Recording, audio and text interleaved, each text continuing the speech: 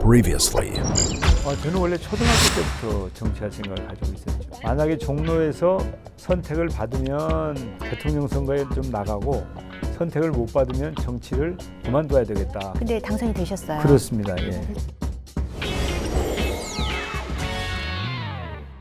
부동산 문제 관련해서 이제 대선 공약을 내놨잖아요. 예. 이제 뭐 이재명 지사도 내놓고 이낙연 후보도 내놨는데 정세균 후보께서도 최근에 부동산 정책을 발표를 하셨어요.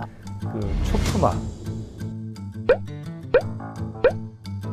학교의 뭐 1층에서 5층까지는 교실을 하고 이상의 층에 대해서는 뭐 이제 주택을 해서 학부모들이 기거하게 하고 이런 안을 내놓으셨는데 예. 이게 다른 그 두 후보가 내놓은 부동산 정책에 비해서는 훨씬 현실성이 있다 이렇게 평가하시나요? 확실히 차이가 나죠. 저는 경제를 아는 사람으로서 그리고 또 굉장히 정성을 들여서 만든 공약을 발표한 것이고 그분들은 사실은 뭐이 뭔지 잘 모르고 하신 것 같아요. 사실 근데 초등학교만이 아니고 초, 중, 대학교까지 외국의 경우에는 대학 타운이 형성이 되잖아요. 학교와 주거와 이런 게 지금 같이 있는데 대학 도시를 전국의 주요한 거점에다가 만들겠다. 거기에 더해서 초중고의 경우에 이제 노후해서 새로 짓는다든지 할 경우에 최첨단으로 주거와 학교, 그러니까 주학 건물을 짓겠다. 그리고 거기에는 주차장도 들어가고 수영장도 들어가고 체육관도 들어가고 그러면서도 비용이 아주 적게 들어가죠. 지금 제일 돈이 많이 들어가는 게 땅을 사는 거 아닙니까? 네. 땅값이 안 들어가잖아요. 건물 짓는 비용만 들어가니까. 그런데 학부모들 입장에서 그 학교에서 산다는 게 예. 좀 불편할 수 있을 것 같거든요. 불편해요? 왜요? 네. 아니 뭐 선생님을 마주칠 수도 있고. 아니지. 그것은 네. 입구가 다르죠. 입구를 다르게 해가지고 완전히 분리를 완전 시킨다. 차단하죠. 그럼요. 네. 그렇지 않으면 어떻게 그렇게 그리고 실제로 경기도 같은 데에 학교 건물이 있고 다른 편에 시민청 같은 것을 만들어서 문화회관이나 이런 걸 만들어서 아이들이 학교에 있을 때는 이쪽을 차단을 하고 운동장을 아이들이 쓰다가 아이들이 하교하고 나면 그 학교 문을 차단하고 또 시민들이 운동장을 쓰게 하는 그런 경우가 있어요. 토지를 잘 활용하는 것이죠. 워낙 집 지을 땅이 없다 보니까 그런 아이디어까지 나왔나 보네요. 주택 문제가 가장 심각한 문제로 돼 있잖아요. 그러면은 지혜를 모아서 좋은 방안들을 찾아보는 게 좋죠. 네. 그렇게라도 돼서 잘 되면 좋겠는데. 이제 거기에 대해서 처음에는 뭐 시비가 많았던 모양인데 점차 그거 괜찮네 이런 쪽으로 흐르는 것 같습니다.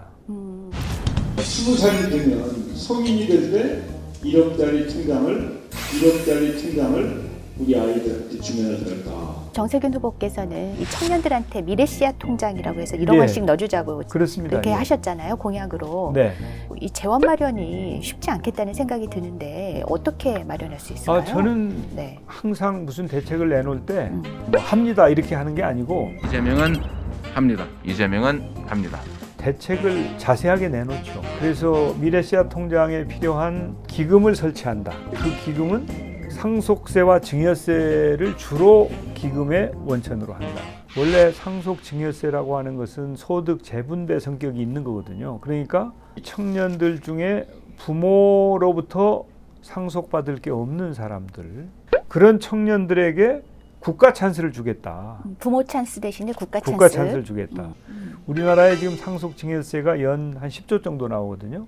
10조 원이면은 그게 다 감당 가능한가요? 청년들한테. 이제 만약에 부족하면 일반 회계든 아니면 다른 대안을 만들 수 있죠.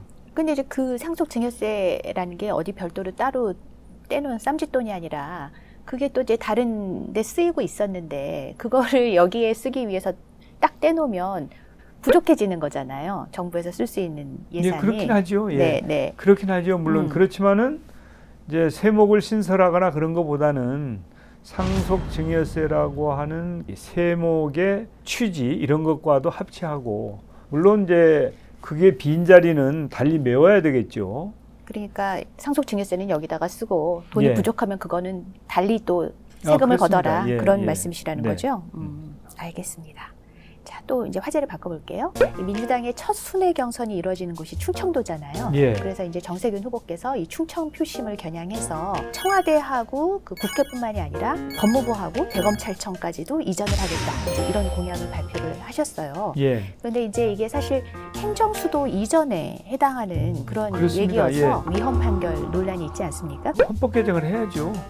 헌법 개정을 예. 한다. 저는 네. 뭐 개헌을 지속적으로 주장해온 사람 아닙니까? 제가 국회의장 시절에도 개헌을 하기 위해서 많은 노력을 했고 국민적인 공감대가 만들어졌는데 당시 야당이 다 합의해놓고 마지막에 불응을 해서 이제 안 된 것이거든요. 그러니까 개헌을 통해서 그때 헌재의 결정이 장애 요인이 됐었기 때문에 그걸 장애 요인을 제거하는 게 맞죠. 거기에 더해서 국가균형발전 공약을 발표를 했습니다. 제가.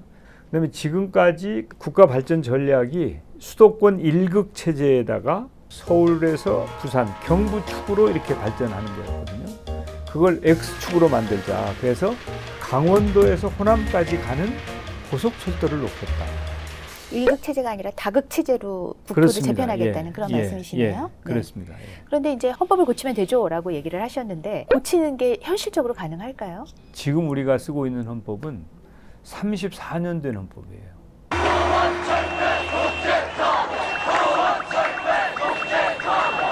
우리 대한민국이 지난 34년 동안에 얼마나 큰 변화가 있었습니까? 국민들께서도 개헌을 해야 된다고 생각하고 계시고 국회의원들은 아마 90% 이상의 개헌을 해야 된다고 생각할 겁니다.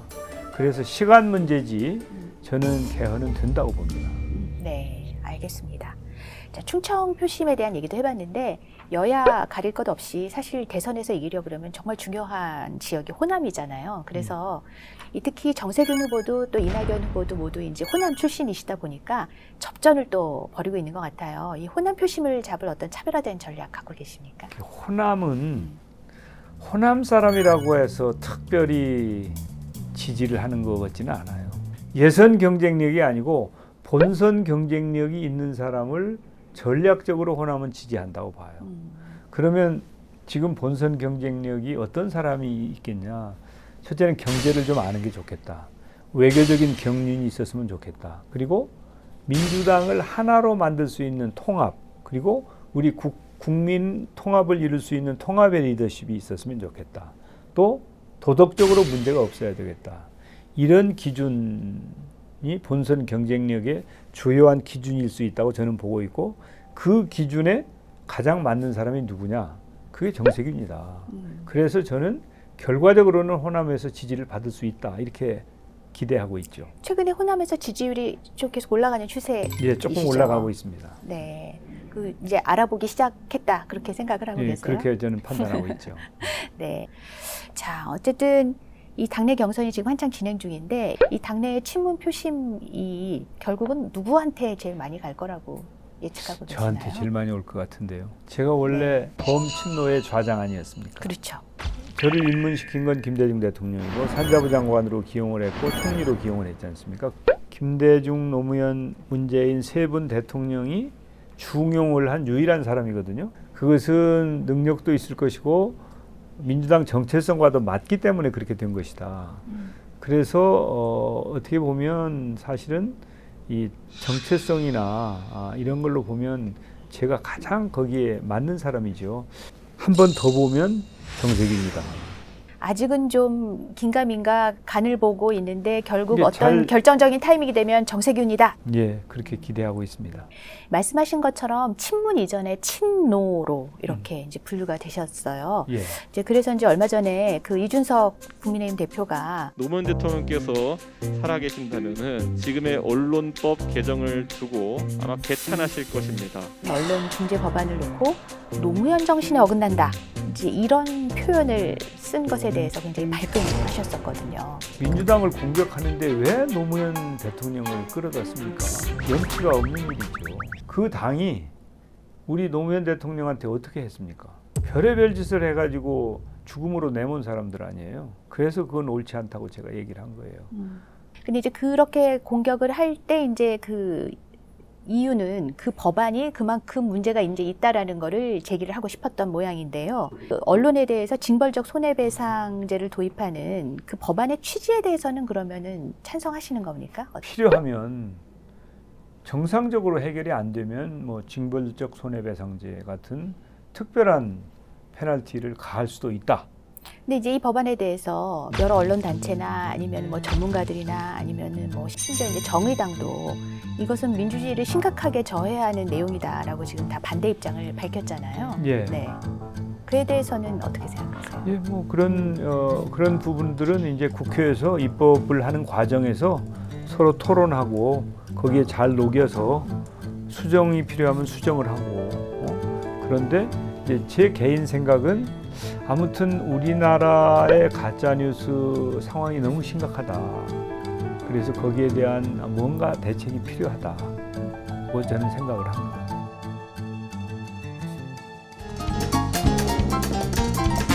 저하고 왼수지간은 하나 됐습니다. 특정 후보하고 잘 지내죠. 특정 후보를 원래 제가 상근 부대변인으로 임명을 했고 또 공천을 전략 공천을 했거든. 욕을 좀 이렇게 해봐라고 해서 그렇게 가르치시는 것 같던데 욕이 되시던가요? 시간하고 자빠졌네. 잘 안 되죠 뭐.